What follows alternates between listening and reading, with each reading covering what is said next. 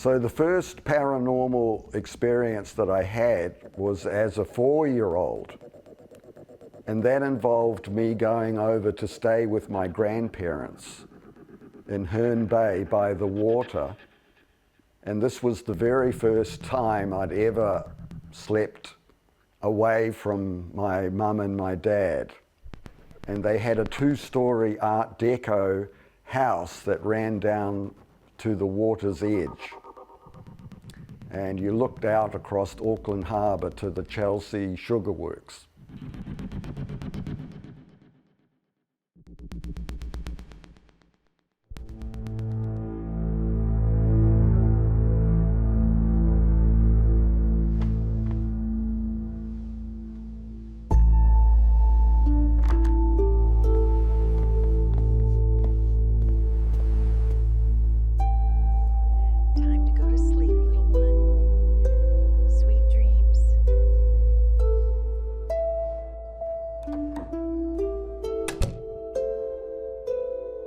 And around midnight, I woke up suddenly and I looked out through these windows and there was this creature that was staring at me.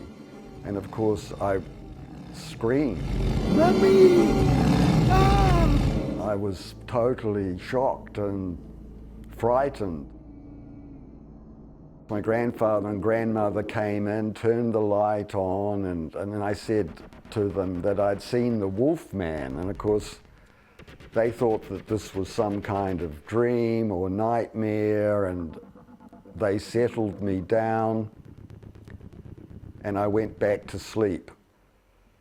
The way that this family story then evolved was that it was actually my grandfather's snoring that had woken me up.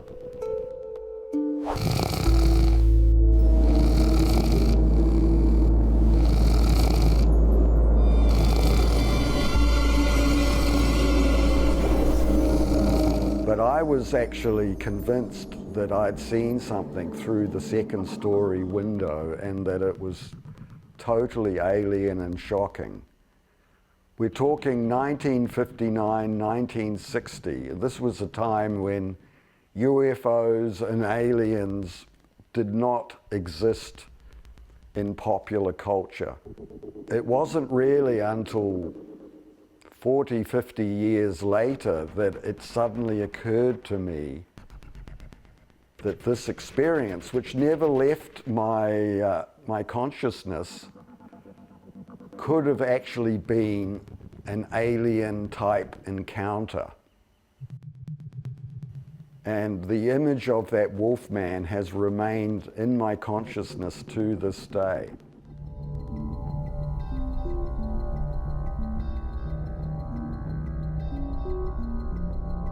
So the second paranormal experience that I had was around 15 years old.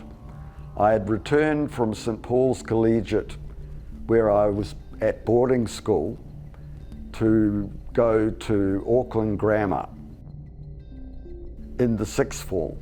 So I was about 15 years old, and that involved me riding about 15, 20 kilometres home from Auckland Grammar to where we lived in Waimea Lane off Victoria Avenue, Remuera. When I got home from school, I used to have a little bit of a nap because it was just exhausting being at school, but also the long bike ride there and back. And what started to happen was that I started to have these moments where I would wake up and I'd be absolutely paralyzed, and these alien-like entities were trying to get inside the back of my neck. And it was very frightening, very creepy. It was quite overwhelming. I couldn't move. And it went on for quite a few months, not every day, but maybe every 3 or 4 days, I'd have one of these events. And I didn't really know who to talk to about it and what to do. But eventually I went to the local Remuera library and found a book that actually talked about sleep paralysis and ways of trying to deal with it. And one of the suggestions was to use Jesus Christ's name as a way of somehow making these demons vanish. So as these experiences kept occurring, I finally was able to remember during the absolute terrifying fear to try and somehow in my mind utter, "I rebuke you in the name of Jesus Christ."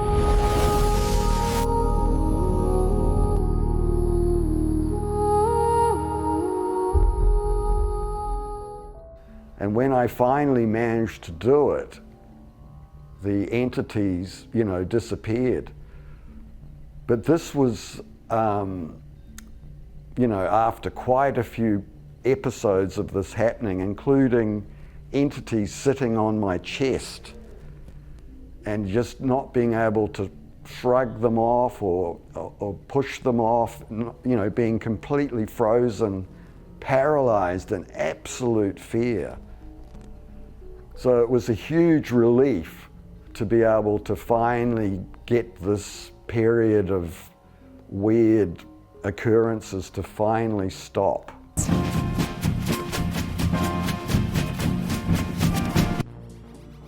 The third paranormal episode occurred when I was in my 20s, and it involved a beach trip out to Kari Kari Beach, which is out next to Piha on the west coast of Auckland. These are black sand beaches.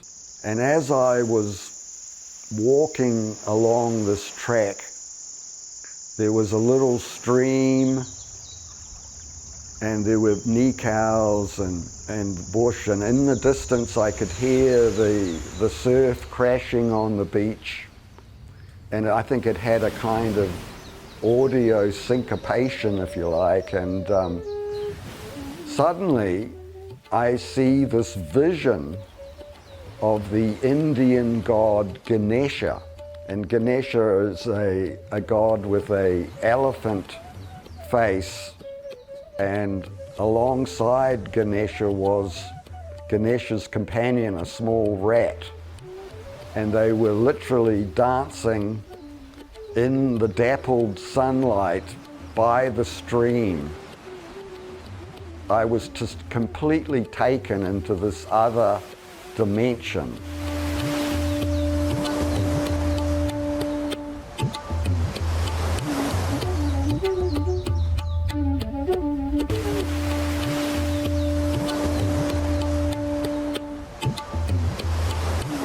But it was an absolute shifting of the dimensions that I was in. It was like a tear in the fabric of that reality, and suddenly there they were dancing, and I was just enchanted and taken into a completely different world. And of course, culturally, Ganesha has no real link to New Zealand and Kari Kari Beach, but it was a profound event for me, and now I have an actual little Ganesha in my car, because of course Ganesha is all about the removal of obstacles.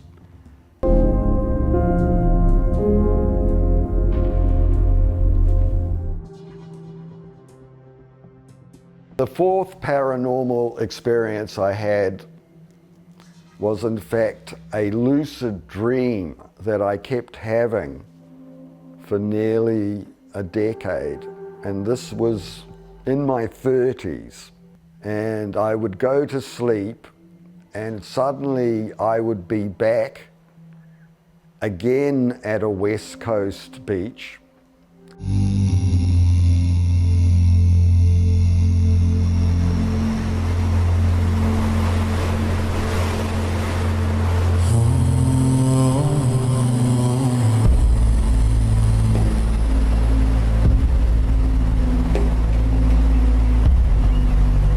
in this lucid dream that I kept having, I was pulling on this great chain and pulling some object that was obscure at first out of the crashing waves.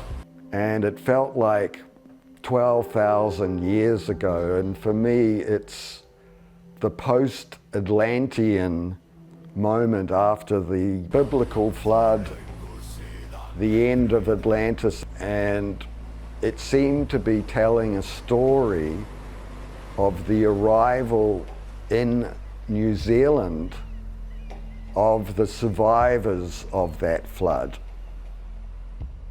And as the lucid dream continued to show me more and more, eventually this absolutely bizarre silver craft, alien silver craft, emerged from the breakers. And again, the lucid dream over the years kept showing me a little bit more, till finally I was able to see an alien creature.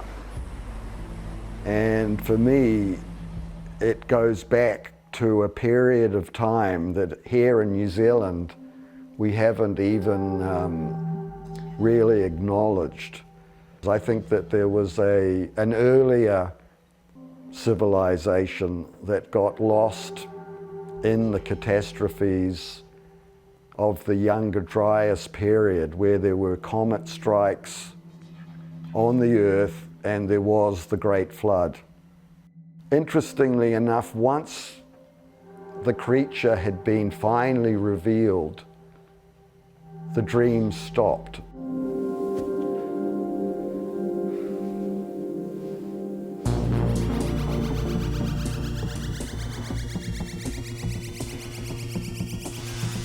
So the next story happened while I was living in the United States of America.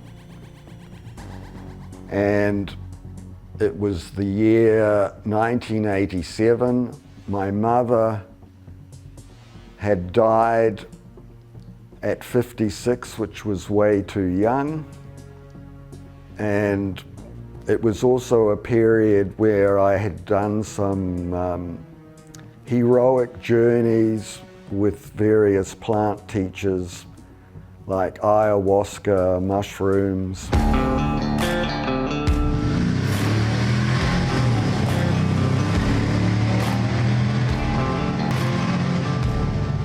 I was staying out in the desert at a place called 29 Palms, which is not that far from Palm Springs. This was the very first actual abduction event that occurred for me. Firstly, I was lying in the bed in the motel and I noticed an orb, a little shining orb that was in the room, and it was sort of floating around the room. And then I was kind of going in and out of consciousness. There were two grey aliens that suddenly seemed to be in the room, but this time they floated me out of the room, through the walls. I'm on board this UFO.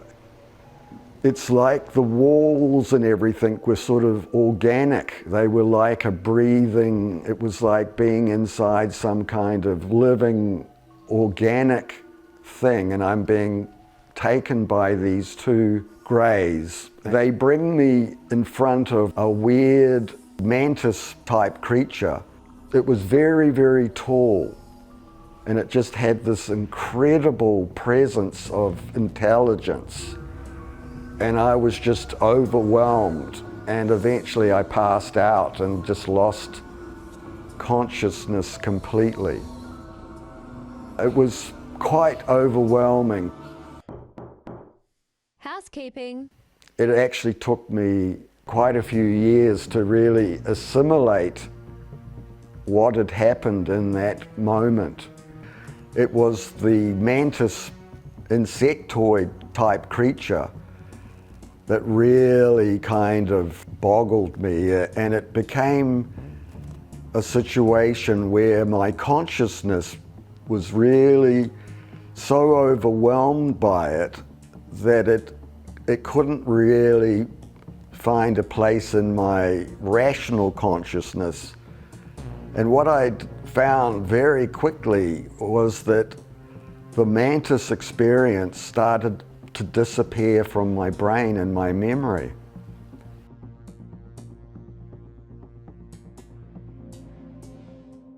At the beginning of the pandemic in 2020, I decided that I wanted to make an alien abduction musical.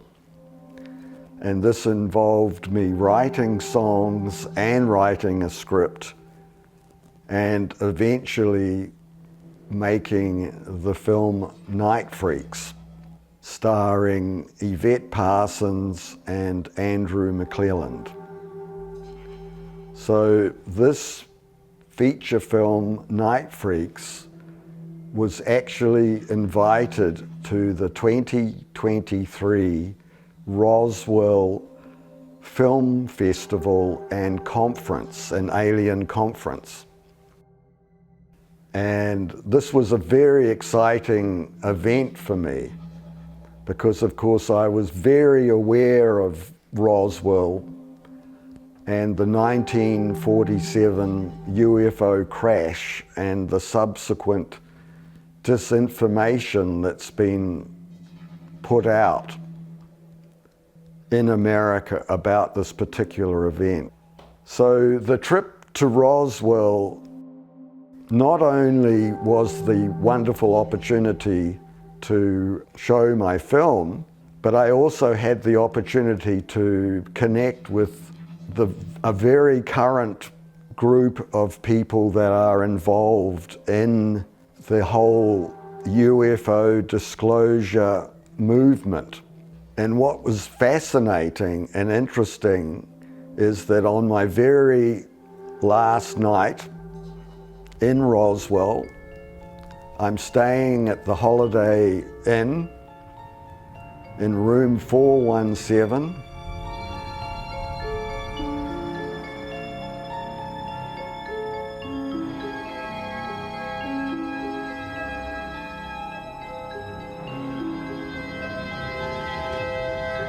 I go to sleep and I'm woken up and there's this person standing in my hotel room. He kind of looked like a Nordic type person and was in blue denim clothing, blue jacket, blue t-shirt, blue jeans. I was kind of drawn to this person, and this guy was like expressionless.